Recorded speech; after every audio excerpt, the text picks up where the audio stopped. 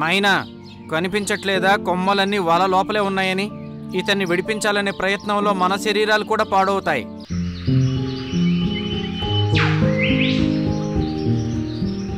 ఒకరోజు మేనా గోల్డీ పక్షితో పాటు షికారుకు వెళ్తుంది.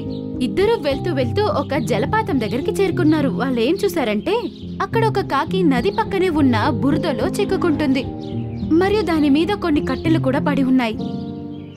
అందువల్ల ఆ కాకి అక్కడి నుంచి తప్పించుకుని రాగలేకపోయింది. అరే కాకి అన్నయ్య, నువ్విక్కడ ఎలా చిక్కుకున్నావు? నేను కొద్దిసేపు ముందు ఇటు నుంచి వెళుతూ ఉన్నాను. పెద్ద గాలి శబ్దం వచ్చింది. ఇంకా నేను దడేలమని వచ్చి ఈ ఉచ్చులో పడిపోయాను. ఇప్పుడు ప్రయత్నిస్తున్నాను బయటికి రావడానికి, కానీ ఈ కొమ్మ నా మీద నుంచి లేవడం లేదు. మీరేం ఆలోచించకండి, మేమిద్దరూ మిమ్మల్ని కాపాడతాము, సరేనా? తర్వాత ఈ బురదలో నుంచి మీరు బయటికి రావచ్చు. మైనా కనిపించట్లేదా కొమ్మలన్నీ వల లోపలే ఉన్నాయని? ఇతన్ని విడిపించాలనే ప్రయత్నంలో మన శరీరాలు కూడా పాడవుతాయి. ఇంత గొప్ప పని నేనేమి చేయను.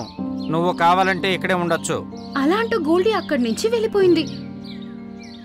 కానీ మైనా కాకిని కాపాడడం స్టార్ట్ చేసింది. అది ఒక్కొక్క కట్టెని తన నోట్లో తీసి ఎత్తుకుని వెళ్లి దాన్ని ఇంకో వైపు పడేసి వస్తుంది. ఇలా చేస్తూనే అన్ని కట్టెలను తీసేసింది. చాలా గంటలు అది కష్టపడి పనిచేసి అక్కడున్న కట్టెలు అన్నిటినీ తీసేసింది. అంత కష్టంలో కూడా అది కొంచెం కూడా మొహం మార్చుకోకుండా సంతోషంగా చేసింది. కాకి అన్నయ్య, దయచేసి బయటికి రావడానికి ప్రయత్నించు. దాని మాటలు విని కాకి బయటికి రావడానికి ట్రై చేసింది మరియు బయటికి వచ్చేసింది. దాన్ని చూసి మైనా చాలా సంతోషించింది మరియు కాకి కూడా సంతోషంతో ఇలా అనింది. మైనా, నువ్వు నన్ను కాపాడడానికి ఎంత కష్టపడ్డావు. ఇంకా ఆ పనిలో నీ మూతి కూడా పాడైంది. అయినా నువ్వు ఓటమి ఒప్పుకోలేదు. నీకు చాలా చాలా ధన్యవాదాలు. ఏం పర్లేదు కాకి అన్నయ్య, ఇప్పుడు జలపాతం దగ్గరికి వెళ్ళి ఇదంతా మనం కడుక్కుందాము. దాని అవసరమేం లేదు, నువ్వు నాతో రా. దాని మాటలు విని మేనా కాకితో పాటు వెళ్తుంది. ఆ కాకి మేనాని ఒక గుహలోకి తీసుకెళ్ళింది.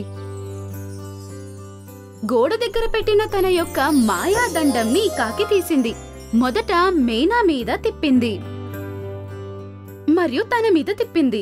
ఇద్దరి శరీరం మీద ఉన్న బురద మాయమయ్యింది మరియు అది చూసి మేనా షాక్ అయిపోయింది.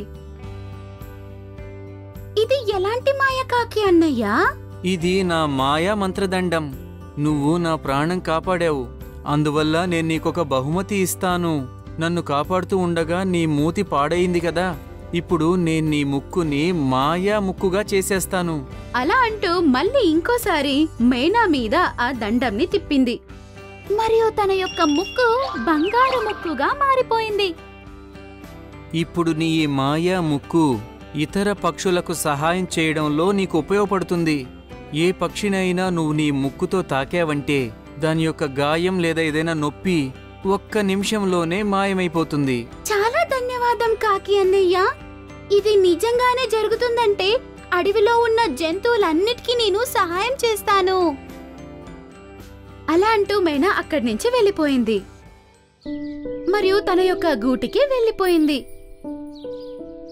మరుసటి రోజు ఉదయం ఎవరో ఏడుస్తున్నట్టు తనకి వినపడింది. ఆ శబ్దం పక్కన ఉన్న గూటి నుంచి తనకడి వినపడింది. మేనా ఆ శబ్దం విని వారి యొక్క గూటికి వెళ్లి చూస్తుంది. అక్కడ ఒక చిన్ని పక్షికి తన రెక్కల మీద దెబ్బ తగిలింది. పాపం, అది నొప్పితో బాధపడుతూ ఉంది. దాని యొక్క అమ్మ కూడా అది చూసి చాలా బాధపడుతుంది.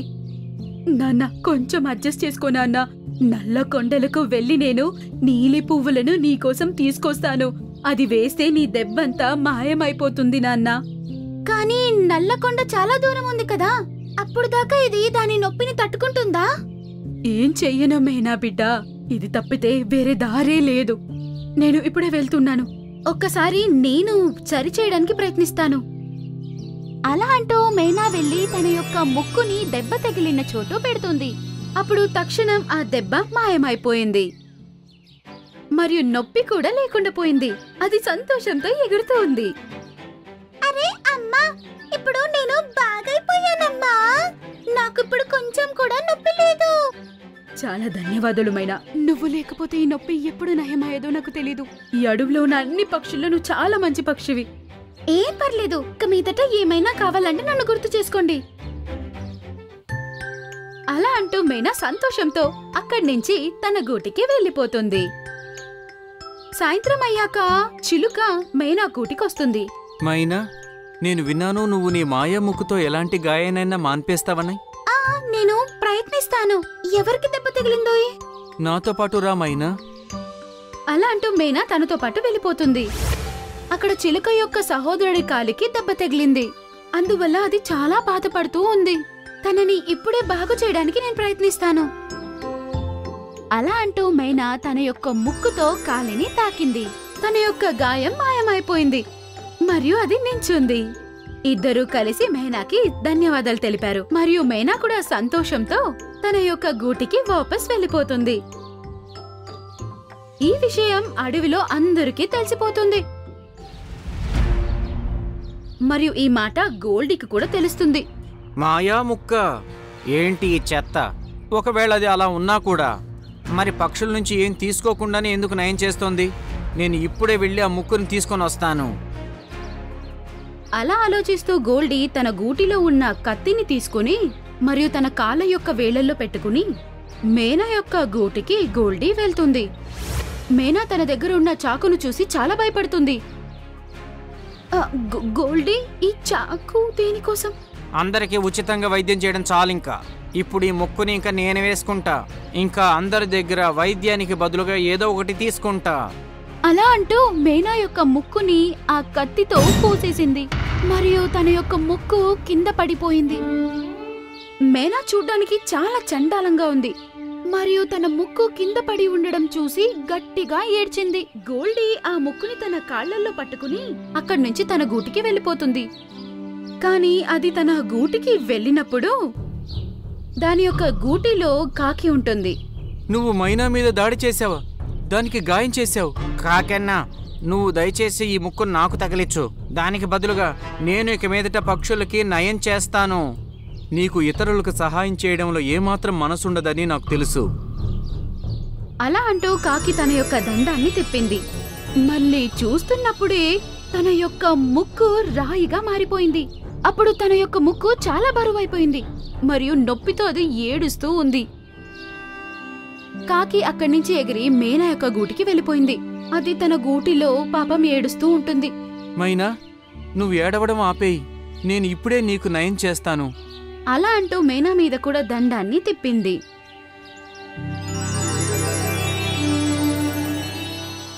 మరియు తన యొక్క ముక్కు మళ్ళీ తిరిగి వచ్చేసింది. అది సంతోషంతో ఎగురుతూ ఉంటుంది మరియు కాకి అక్కడి నుంచి వెళ్ళిపోయింది. కానీ మేనా యొక్క మనసు చాలా మంచిది. అది అక్కడి నుంచి గోల్డీ యొక్క గూటికి వెళ్ళింది మరియు తన యొక్క ముక్కుని సరిచేసేసింది. దీన్ని అందరూ చూశారు మరియు మేనాని పొగడడం ప్రారంభించాయి. మరియు గోల్డీ మేనా దగ్గర క్షమించమని అడిగింది. దాని తర్వాత మేనా చాలా సంతోషంతో తన యొక్క గూటికి వెళ్ళిపోయింది. ఇంత కష్టపడ్డాక కూడా నా చేతికి ఏం దొరకలేదు. ఈ రోజంతా పాడైపోయింది. అరే పర్వాలేదు, గోల్డెన్ ఫిష్ దొరకలేదంటే ఏంటి, ఈ రోజు ఈ గుడ్డుతోనే సరిపెట్టుకుంటా. నక్క మరియు కొంగ యొక్క స్నేహం. ఒకరోజు మీను నక్క సముద్రం వైపు వెళ్తూ ఉంది. ఈ రోజు ఏది పెడితే అది మిగిలిపోయిన ఆహారం తినే పరిస్థితి ఖచ్చితంగా లేదు. ఈ రోజు చాలా చాలా రుచికరమైన ఆహారమైన గోల్డెన్ ఫిష్ ని మాత్రమే తింటాను. అలా ఆలోచించి అది సముద్రం దగ్గరికి వెళ్తుంది. కానీ అది నీళ్ళలోకి దిగి వేటాడలేదు. అప్పుడే రెండు ఎలుగుబంటులు గోల్డెన్ ఫిష్ కోసం గొడవ పడుతున్నది అది చూస్తుంది. ఈ చేప నాది, లేదు నాది.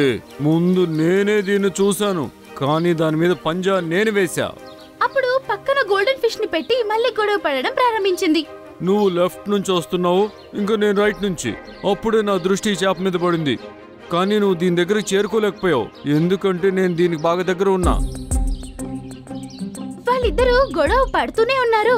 అదే టైంలో మిన్ను వెళ్లి ఫిష్ ని తీసుకుని నోట్లో పెట్టుకుని అక్కడి నుంచి పరిగెత్తుకుంటూ వెళ్ళిపోయింది. అరే ఆపుదాన్ని. రెండు దాని వెనకాల వెళ్ళడం ప్రారంభించాయి. ఇదంతా నీ వల్లే జరిగింది. లేదు, నీ వల్లే ఇది, లేదంటే నేను ఈ పాటికి దాన్ని తినేసేవాడిని. అరే ఇవి రెండు నా వెనకాలే పడ్డాయి. ఇప్పుడు వీళ్ళ దగ్గర నుంచి నేను ఎలా తప్పించుకోవాలి? అప్పుడే దాని ముందు ఒక గుహ కనబడింది. అది చాలా చిన్నగా ఉంది. దాని లోపలికి మిన్ను మాత్రమే వెళ్ళగలుగుతుంది. కానీ గుహ కొంచెం పైన ఉంది. అది గుహ లోపలికి వెళ్ళడానికి పైకి ఎక్కడం ప్రారంభించింది. కానీ ఆ గుహ దగ్గరికి వెళ్ళడానికి ముందే దాని నోటిలో ఉన్న ఫిష్ స్లిప్ అయి ఆ 2 ఎలుగుబంటల ముందు వెళ్ళిపడుతుంది. మిన్ను భయపడుకుంటూ ఆ గుహ లోపలికి వెళ్ళిపోతుంది. ఇది నాది అలా అంటూ ఒక ఎలుగుబంటి ఆ ఫిష్ ని నోట్లో వేసుకుంటుంది. ఇంకొకటి దానితో పాటు గొడవ పడుతుంది. ఇలా మిన్ను గుహ లోపల కూర్చొని బాధపడుతూ ఉంటుంది. ఇంత కష్టపడ్డాక కూడా నా చేతికి ఏం దొరకలేదు. ఈ రోజంతా పాడైపోయింది. అప్పుడే ఆ గుహలో ఉన్న ఒక గుడ్డు మీద మిన్ను దృష్టి పడుతుంది. అరే పర్వాలేదు, గోల్డెన్ ఫిష్ దొరకలేదంటే ఏంటి, ఈ రోజు ఈ గుడ్డుతోనే సరిపెట్టుకుంటా. అలా అంటూ ఆ గుడ్డుని తీసుకొని అది నోట్లోకి పెట్టుకుంటుంది. అప్పుడే దాని గొంతులో ఏమో చెక్కలిగింతలయ్యింది. అందుకు గుడ్డుని బయటికి ఉమ్మేసింది. గుడ్డు కింద పడగానే పగిలిపోయింది. మరియు దాని లోపల నుంచి పక్షి యొక్క పిట్ట బయటికొచ్చింది. అరే ఈ పిట్ట చూడడానికి కొంగలాగా ఉంది. దీన్ని ప్రాణాలతోనే వదిలేస్తాను, లేదంటే పాపం వాళ్ళ అమ్మ బాధపడుతుంది. అలా అనుకుని అది అక్కడి నుంచి వెళ్ళిపోతుంది. కానీ ఆ పిట్ట అది ఒక్కటే ఉండడం చూసి మిన్ను వెనకాలే వెళ్తూ ఉంటుంది. అరే నువ్వు నా వెనకాలెందుకు వస్తున్నావు? అది విని అది ఏం మాట్లాడలేదు. అప్పుడు మిన్నుకు అర్థమవుతుంది దానికి ఏం అర్థం కాదు మరియు మాట్లాడడం రాదు అని.